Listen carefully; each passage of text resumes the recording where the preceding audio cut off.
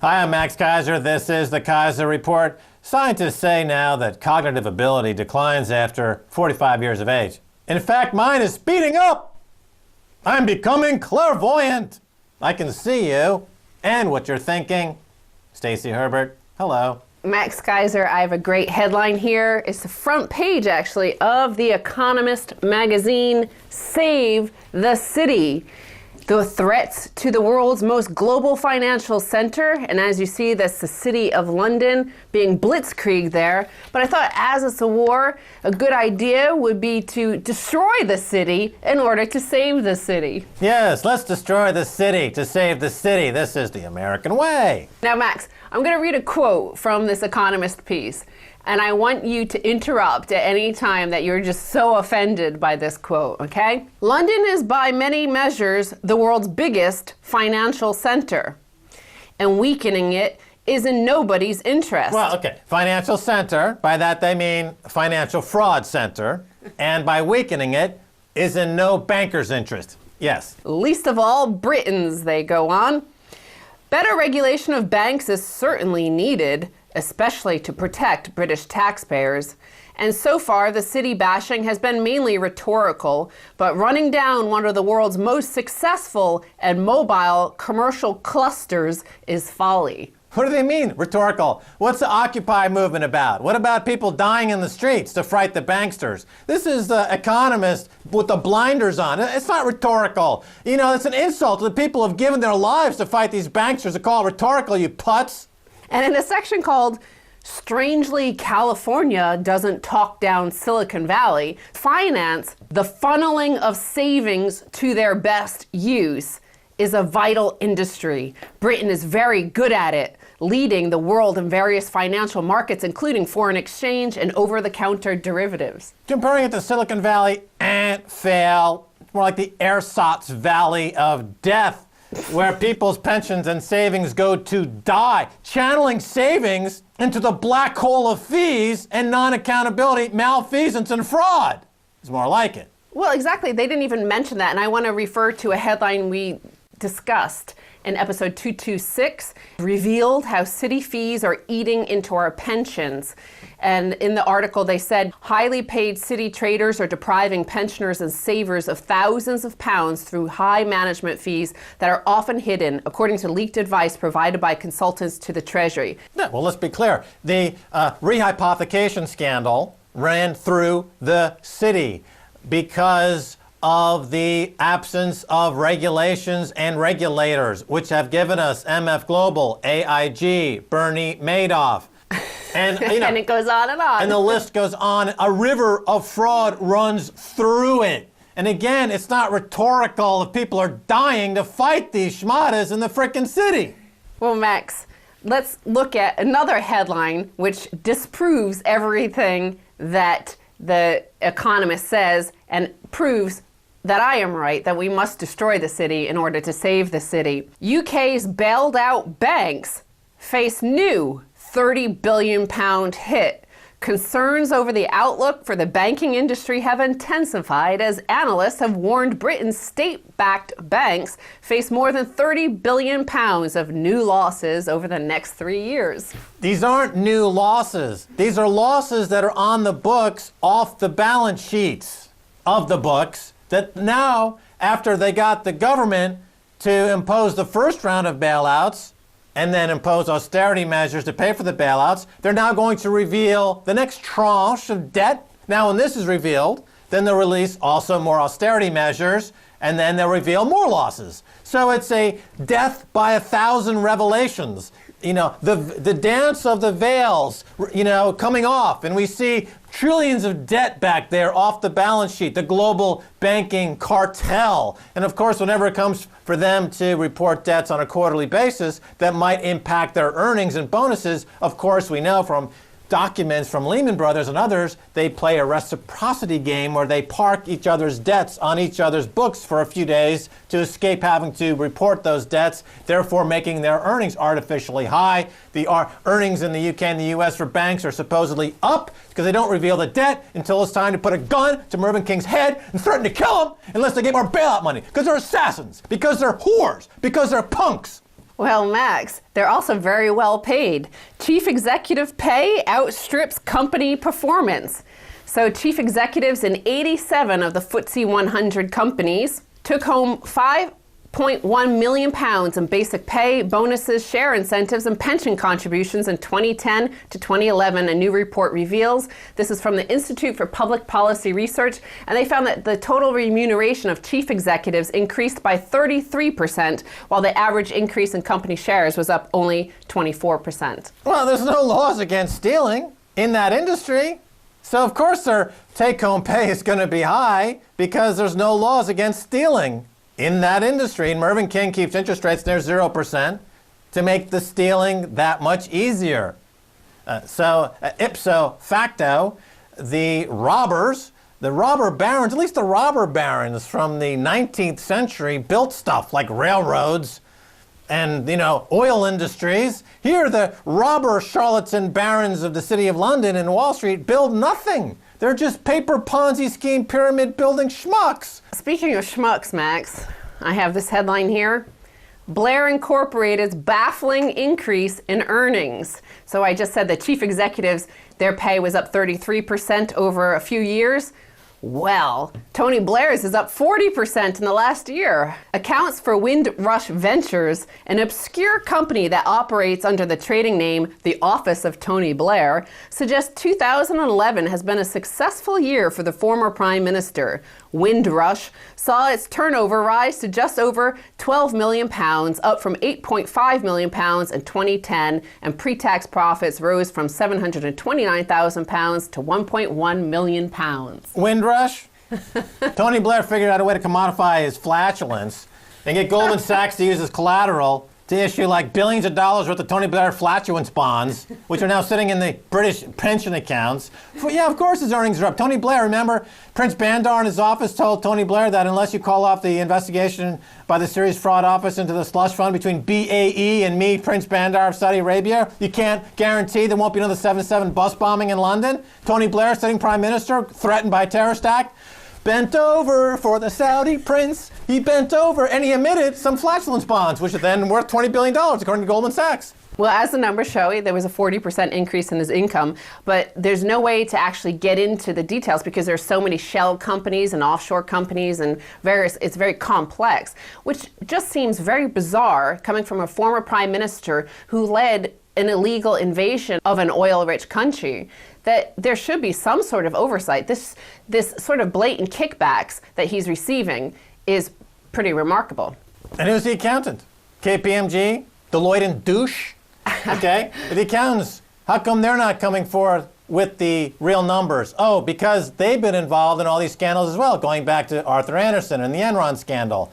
Now there are less accountants, and they're equally corrupt as the investment bankers and Tony Blair, who did trade blood for oil, and he traded a lot of blood for oil, and a lot of money is in his pocket. The guy's swimming in blood. He should be in The Hague. He should be facing war crimes. And one of these companies is actually registered with the FSA and able to give investment advice. So I wonder, Max, what his investment advice is. Invade an oil-rich country? Invade an oil-rich country and emit flatulence collateralized bonds. That's what they did in Libya. I mean, Muammar Gaddafi ended up really, a term as whatever he was over there, dictator, eventually having to be succumbing to Tony Blair, who came in there and stole all the money with Goldman Sachs, and who ended up, in an uncompromising position on the floor there, dead, due to the ability of one side to float city collateralized paper over the guy with the actual oil. That match the guy with the oil should have won that match, but no, Tony Blair won that match because he's got the accounting agencies, the investment banks, the whole entire government, totally corrupt with fake bogus paper at 1%, trillions of dollars with it used as leverage to undermine everybody except himself, pays himself a huge bonus. Thank you, Tony Blair, you freaking terrorist. Now, speaking of bogus, that's my next headline, my final headline here, Max. Offer to buy Kodak ruled bogus. U.S. District Court Paul C. Huck in Florida summarily ruled in favor of the U.S. Securities and Exchange Commission in its lawsuit against Alan E. Weintraub and his firm Sterling Global Holdings. Now, this man, earlier in 2011, he apparently sent a letter to both Kodak and to AMR, the parent company of American Airlines, and offered to buy them for something like over $3 billion. But it turned out that he had zero assets or no money. So the SEC has sued him, and I guess for $1 million. He doesn't have the money to pay that. But in his own defense, he filed a 2-page summary saying that he maintained he didn't violate any rules, that he has never received any letters from any banks telling him he can't borrow the money needed to buy Kodak and or AMR Corporation. So he said, you know, he did go into a bank and said, hey, I want $3.1 billion, but they never sent him an official notice saying, no, we won't give you that. Look, a private equity firm doing leveraged buyouts, as we used to call them in the 1980s, they don't have any collateral. In the case of Eastman Kodak or AMR, parent company of American Airlines, you don't have any money, you don't have any collateral. You use the collateral of the target company to finance your loan. Exactly. So this guy just did what Steve Schwarzman does. He just went into Kodak and said, look, I want to buy Kodak, I want to buy AMR. I need a $3 billion bridge loan. And as soon as I acquire these assets, I'm going to sell a company off for bits and pieces and pay back the loan at some point, or create some other fakakta collateralized flatulence bond and have Goldman Sachs make another payday, whatever. But I don't get it. He's not doing anything different than any private equity firm, Carlyle Group, Blackstone, any of these guys, Carl Icahn. What's different about this guy? How come he didn't bribe Tony Blair? That's it. If he had bribed Tony Blair, the deal would have gone down. That's the problem, Mr. Weintraub. You got to grease the right palms. And the other thing they did note is that he had been convicted of fraud before, and you're supposed to put that in the letter when you ever submit to buy a company. But just because he's one of the, the bottom 99% or 99.9% who didn't get away with their fraud. It's not like the City of London doesn't have fraudsters galore. John Corzine, fraudster galore, but he's not being charged, so he can make bogus attempts to purchase AMR or Kodak. It's a badge of honor. I don't know any banker that has not been litigated against or in some way involved in a lawsuit. I mean, JP Morgan, I think they have 3 major suits in the last 12 months against them for fraud. Yeah, but they never have to admit guilt. That's the problem. This guy had to admit guilt. Ah, he went to Judge Judy. He should have gone to the SEC or somebody, they could have just done a little under the table thing. Okay, well, there you have it. Stacy Herbert, thanks so much for being on the Keiser Report. Thank you, Max. Don't go away, much more coming away, so stay right there.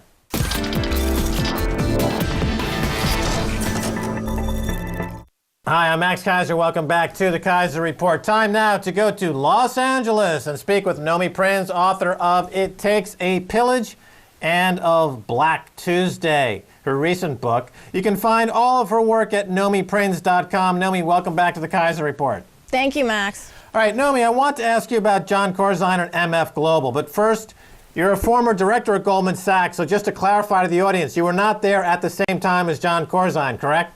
Yeah, no, I came after he left. I was there through the Hank Paulson era.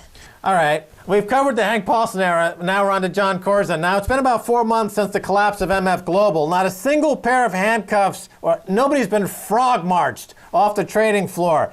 You wrote on your blog that John Corzine, MF Global, and unaccountability. Do you expect Corzine will escape any accountability for his actions, Nomi? It is looking increasingly likely that he will. He shouldn't. He had to have known exactly what MF Global did with its customer funds because he was part of the trade that required the use of them. So there's no way he doesn't know. There's no way he didn't realize that the regulations that talk about how to segregate customer accounts were being obliterated by him and his company. And yet Congress, in its show investigation with him, handled him with kid gloves, and there are no less than 7 regulators who are supposed to be monitoring what he did who have yet to slap him with anything. So it's looking increasingly likely like he's going to be just another one of these large CEOs who ransacks people's money and walks away, though he shouldn't, though he has committed a criminal act. In the mafia, when somebody becomes a made man, they become untouchable.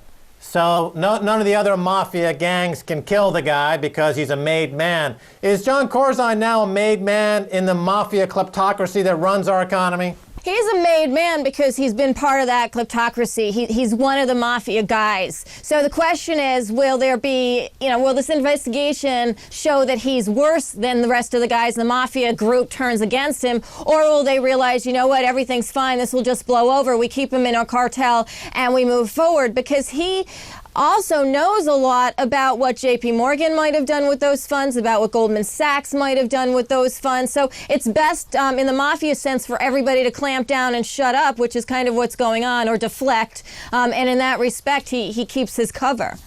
All right, now the collapse of MF Global was possible through the infinite rehypothecation allowed in London. You were also a senior banker for Bear Stearns in London. So what are your thoughts on London as the center of this sort of derivative-enabled fraud? London's always been a place where derivatives have less oversight. There is an FSA, there is a Financial Services Authority who is supposed to keep track of this and other things. But the issue is there are less bodies and less specialists within the FSA to determine where money's coming from, where it's going, how trades are being put on, and so forth. And so a lot of stuff slips through the sidelines, slips through the edges. But again, that happens in the United States as well. There were $175 million or $200 million worth of those customer funds that were rehypothecated or basically moved from the MF Global balance sheet in the U.S. to the MF Global Ltd. UK subsidy of MF Global, which would have been under the Financial Services Authority, that didn't question where that money came from or how it related to customer funds. So it basically turned a blind eye, which is what it tends to do.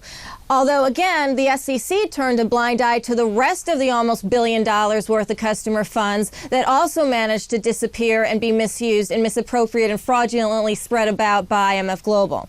All right, let's dig a little deeper. Let's bring in JP Morgan and Goldman Sachs. Reports now suggest that MF Global was offering assets to Goldman Sachs in the days leading up to the firm collapse on October 27, but that JP Morgan never transferred the funds to MF Global as there was an outstanding $1.2 billion credit line the brokerage firm had with JP Morgan. So your thoughts on JP Morgan's role in the MF Global story, Nomi? Well, first, look at the $1.2 billion again for a second. That $1.2 billion is equivalent to the credit line from JP Morgan. It's also a third of the credit lines that were available to MF Global in general. It was a significant chunk of what they needed to have in order to keep John Corzine's bets going. Goldman Sachs received some of those securities. We don't know what they are because, again, we have inept, non-transparent regulators running that part of the show that they got probably very cheaply and probably used against some of their own transactions because they also have bets with respect to European sovereigns in derivatives and futures and in securities. So you have a situation where Goldman Sachs, and I mentioned this on my blog, is also the clearinghouse for some of these smaller transactions, the customer-driven transactions. Under Rule 606, there's a report for those, not delineated, but that mention that Goldman Sachs is one of the clearers. So you have a clearer that's been there from the get-go, that is basically getting some of these securities, the money not going through to MF Global to go back to the customers from where possibly and probably these securities are coming from. And you have JP Morgan, who is just sitting there keeping the money so that when it knows MF Global is going to go bankrupt, it won't have to spend as much time in bankruptcy court trying to get it back. It's just keeping it from the get-go. How did JP Morgan get ahead of the customers? Because under bankruptcy law, they would be behind the customers under the bankruptcy of a futures trading corporation. How did they get ahead of the customers? Well, because they kept the money. I mean, this is what we have to still see as being revealed by the faux investigators in Washington and so forth, and the regulators who didn't do their jobs. But if JP Morgan is sitting on money against credit lines from MF Global, knowing MF Global's collapsing, knowing those securities are being sold about at really cheap bargain basement prices, and that they come from customer accounts, and they keep them to begin with, it doesn't go into bankruptcy court. If this illusion that this money has just been lost continues continues to play out and continues to get ignored in terms of any form of legal criminal repercussions against it, JP Morgan effectively got before bankruptcy court before the bankruptcy ever happened. And then it's still going to be in bankruptcy court trying to get whatever the rest of the money is that it feels it's owed. So it's basically playing both sides, but it knew what was going on from before the company went bankrupt and took its chips from the table and has retained them, although the regulators don't seem to be either aware of this or publicly acknowledging it.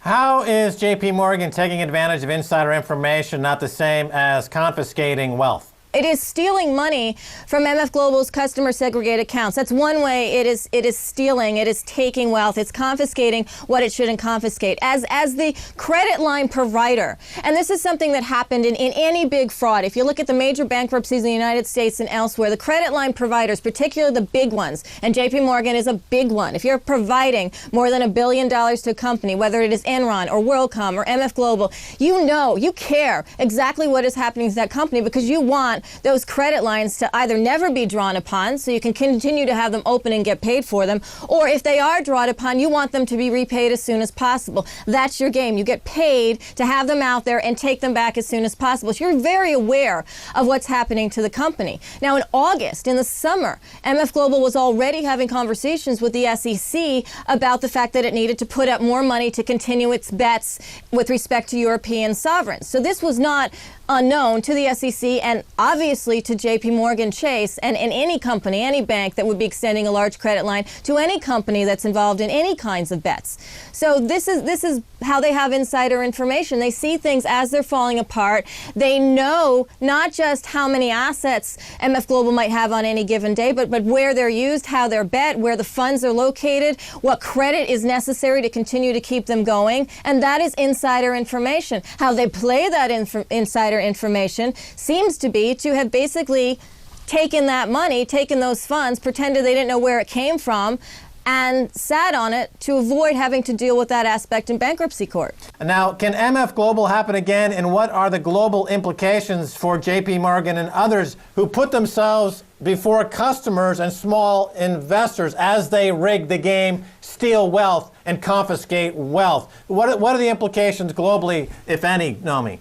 Well, what this is showing is that if this case basically gets dropped or disintegrates in time and there's nothing but potentially a little settlement that's fine, that settlement has been, from the SEC, which seems to be what happens with Goldman Sachs, with JP Morgan, with Bank of America. Anything that happens, it's a tiny settlement, there's no criminal actions, and everybody goes about their day. The implications of that are that they continue to do it, that they keep on going. And it's not just JP Morgan, it's the big European banks, it's BNP, it's Credit Suisse. There's a South Korean bank that worked with Credit Suisse to buy $1.5 billion worth of subprime assets from JP Morgan Chase and Goldman and other companies that went to zero, that basically took the money of individuals in South Korea and their regular bank accounts who wanted to make a little bit extra in supposedly secure funds. That's gone. This is happening throughout the world. So the more these companies get away with it, the more they have the ability to not just be providing credit lines and confiscating money from the big partners like MF Global, but also having customers who have bank accounts with them, who they suggest to have funds with them, that they can then put some of the assets back in that don't do well and take money from people that way. It's a continued global implosion in the process because there's just no accountability. There's no regulators, not in the U.S., not in the UK, not from some global perspective, who's putting any kind of a watch on this or any kind of a stop to it. So as JP Morgan continues to steal from its own customers, this creates an economic black hole that necessitates the government to come out with these either bailout measures or austerity measures, and there seems to be no end to it, because if nobody is going to stop JP Morgan and other banks from stealing from their own customers and then get Washington to pay off the difference by either imposing austerity measures, as we see in Europe, or some kind of bailouts, as we see in the U.S., the end game, I would imagine, well, I can't imagine it. What is the end game? The end game is unfortunately more of the same and bigger. JP Morgan Chase in this situation with MF Global didn't just steal from its own customers, it stole from the customers of its customer. So, you're talking about multiple levels of stealing. Then there's the fact that as a bank that has the ability to trade and put money and put credit lines and look at all the other derivatives implications behind a MF Global or any type of more complex company, as well as take deposits and give loans and try to offset funds onto its customers, there's no line anywhere. If you can take segregated accounts in a brokerage, if you can look at the deposits of individuals in a bank and use them as chips on the capital table in order to bet on other things, and there is no line, you continue to do what you're doing, and this situation continues to get worse. There should be unilateral, large black line between anything that has to do with a customer and activity for a customer and anything that the bank wants to do from a trading perspective for which it should not get bailouts, for which it should not be held unaccountable, and for which it should be criminally slapped with being destructed if it crosses that black line. All right, Naomi Prinz, we're out of time. Thanks so much for being on the Keiser Report. Thank you. All right, and that's going to do it for this edition of the Keiser Report with me, Max Keiser, and Stacy Herbert. I want to thank my guest, Naomi Prinz. She wrote the book, It Takes a Pillage. You got to go read it. You can follow us on Twitter or Facebook. You can send me an email at keiserreport@rttv.ru. Until next time, Max Keiser saying bye, y'all.